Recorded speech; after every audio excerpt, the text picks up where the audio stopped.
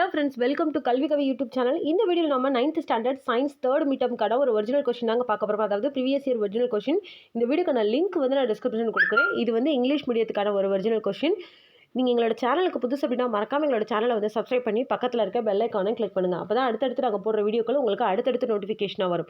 வாங்க நம்ம வீடியோக்குள்ள போலாம். ஃபர்ஸ்ட் வந்து சூஸ் தி பெஸ்ட் ஆன்சர் கொடுத்திருக்காங்க. சோ 10 ஒன் வேர்ட்ஸ் கொடுத்திருக்கிற ஒவ்வொரு ஒன் வேர்ட்ஸ்க்கு வந்து நீங்க ஆன்சர் பண்ணி தரோ பண்ணி வச்சுக்கோங்க. அடுத்து செகண்ட் ரோல் லெட்டர் என்ன அப்படினு பாத்தீங்கன்னா 2 mark question give a short answer கொடுத்திருக்காங்க. ஸோ இதில் கொடுத்துருக்கிற 2 மார்க் 4 மார்க் அண்ட் 7 மார்க் கொஸ்டின்ஸை நீங்கள் தரோ பண்ணிங்கனாலே உங்களால் இப்போ நடக்க போகிற தேர்ட் மிட் எக்ஸாமில் ஃபுல் மார்க் வந்து உங்களால் ஸ்கோர் பண்ண முடியும். கண்டிப்பாக நீங்கள் இதை மட்டும் படித்தாலே போதும், ஃபுல் மார்க் உங்களால் ஸ்கோர் பண்ண முடியும். ஸோ என்னென்ன கொஸ்டின்ஸ் அப்படின்றத பார்க்கலாம்.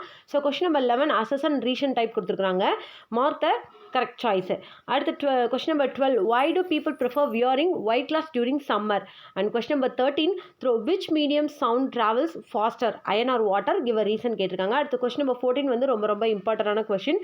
So differentiate between a graphite and diamond. And question number 15 பார்த்தீங்கன்னா what is ratio radiocarbon dating.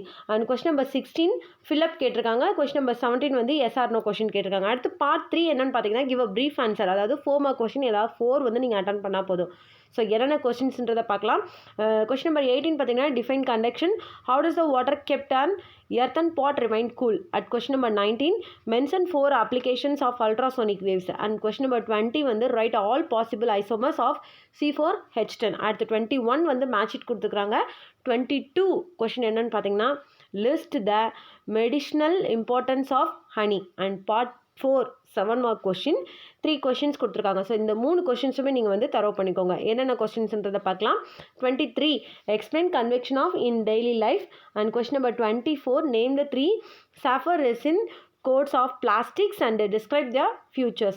Question number 25 give an account of different types of fish pond used for rearing fishes.